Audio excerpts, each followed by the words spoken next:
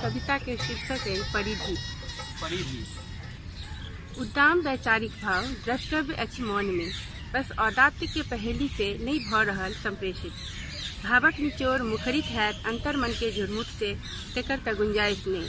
तीक्ष्ण बांसन या कमोबेश समर्पित या आक्षेप में ही समन्वित निखलत अथाह स तहने।